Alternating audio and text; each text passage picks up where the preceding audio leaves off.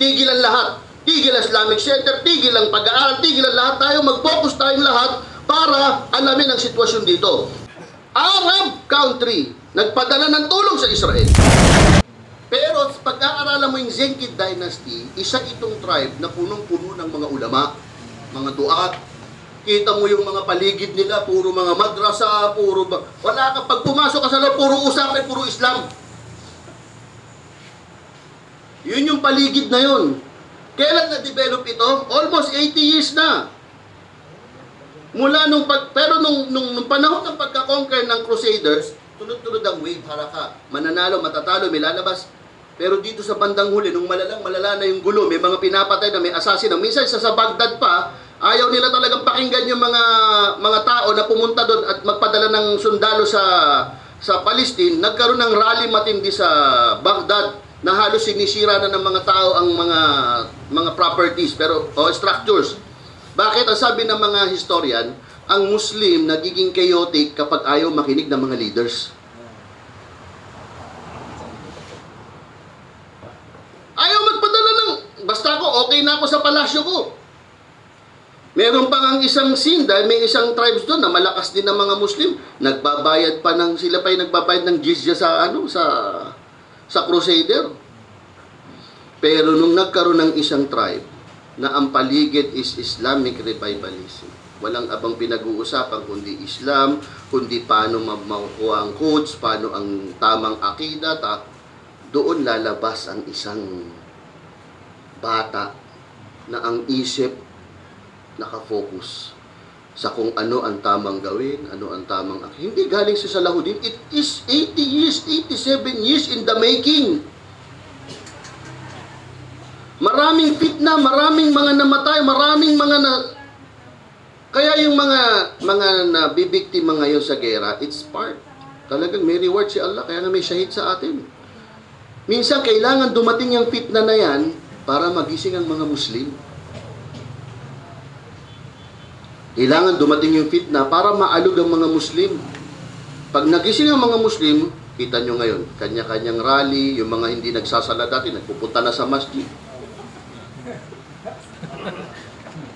Diba? Pag ganyan na nakikita natin yung mga ganito, may activities tayo, sa kabila may lecture, pwedeng meron ng ilang mga sign. Meron ng activities na nagaganap, meron ng ihya'uddin na tinatawag. Pag na-start na yan, huwag tayong umasa na may Salahuddin kagad bukas. Maaring anak mo yun. Maaring apo mo yun. Pero dapat, pag lumabas sila, yung paligid na nakikita nila, binubuhay ang din. Hindi yung papadala mo pa sa Davao, sa Manila para mag-aral. Nandito sa Cotabato mga Muslim, padadala mo sa mga tao walang Muslim. Yung anak mo, kailangan, ang paligid niya, binubuhay ang din. At mga anak mo na yung din ang mahalaga kaysa sa anumang bagay. Tayo, pag medyo magkaroon ng pera, padadala natin sa abroad yung anak natin na wala namang ka-Islam-Islam doon sa lugar. Diba? Pagbalik dito, ikaw patuturuan ng natutunan niya rin sa West. Hindi ganun. Pag ganun, wala pa. Palayo tayo, wala pa tayong aasahan. Baka 100 years pa tayo. Pero kapag may Islamic activities na, may mga tao na nagre-revive. Ngayon, maaring yung mga tao na nagsisigaw, sabihin natin extremist. Pero 1 day, 2 day, 4. Sila Bonifacio nun, mabanggit ni Ustad ang history natin, di ba? Sila Jose Rizal, sila yung bad boy nun eh. Sila yung against the government nun eh. Di ba? Even in time of Marcos, the old Marcos, ang Aquino kalaban. Nung nagkaroon ng naging Aquino, si Marcos na naman ang masama. Ngayon, Marcos tayo ulit, Aquino na naman masama ngayon.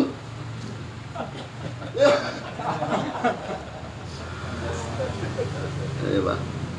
I mean, gusto natin dumating ang Salahuddin, simula tayo. Inna Allah la yugayyiru ma biqaumin hatta yugayyiru ma bi anfusihim. Hindi babaguhin ni Allah ang kalagayan ng umma natin ngayon kung hindi natin babaguhin ang sarili natin. Hindi ba? Kung ang punta mo sa masjid, wala pa rin nagsasala. Ba't tayo aasa ng pagbabago? Ano, magic? Diba?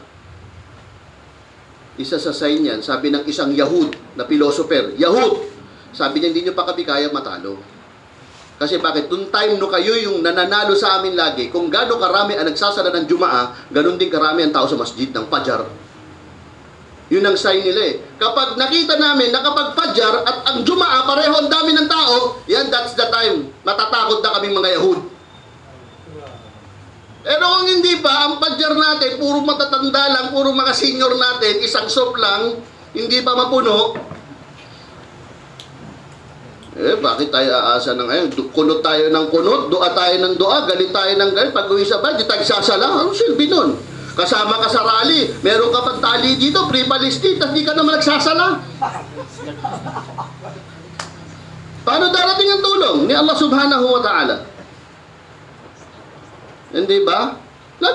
Puntang nakaraan sa Luneta, masya Allah, galit mga tao eh. Oras ng sala, wala nagsasala. Diba? I mean, mali ang ating perception. Ang din ang binubuhay, hindi galit ng tao. Pag nabuhay ang din, subhanallah, inna nasrullahi qarib. Ang tulong ni Allah malapit na. Pero hanggat ganito ang sitwasyon natin, subhanallah, magpatawag ka ng symposium. Walang dadalo. Diba? Pag walang merienda, kapag tanggalin ito merienda next week. Tignan natin kung sino yung matibay. I mean, hindi. Of course, eto, sabi nga natin kanina, mas gusto natin ng quality kaysa sa quantity. Diba? Ang mga Muslim, subhanallah. Kaya kapag gusto natin dumating ang Salahuddin, maging part tayo ng in the making niya. In the making niya. Simulan natin ang paligid natin na puro Islam ang pinag-uusapan, puro. Walang problema, latan sa nasiba kapit dunya. Magtrabaho tayo, magpayaman tayo, para gamitin natin sa ating agama. Para gamitin natin sa ating din. Subhanallah, si Omar bin Khattab, binigay yung kalahati ng kanyang kayamanan at kalahati ang iniwan niya sa pamilya niya. Mas matindi si Abu Bakar. Walang tinira. Wala talaga. Pero sabi ng Rasul sallallahu alaihi wasallam, hindi lahat ng tao tulad ni Abu Bakar. Baka mamaya, bibigay mo lahat sa Islam, tapos saka ka manghihingi sa iba. Manlilimos.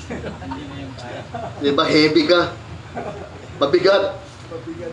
Diba? Hindi. Dapat lumabas ka. Kaya nagagalit si Omar bin Khattab nung pagdating niya sa masjid, ang daming mga tao doon, nasala ng sala, walang ginagawang iba, kumbaga, hanap buhay, livelihood mo. Hindi ko pinalalabas niya ng masjid. Lumabas kayo, maghanap buhay kayo.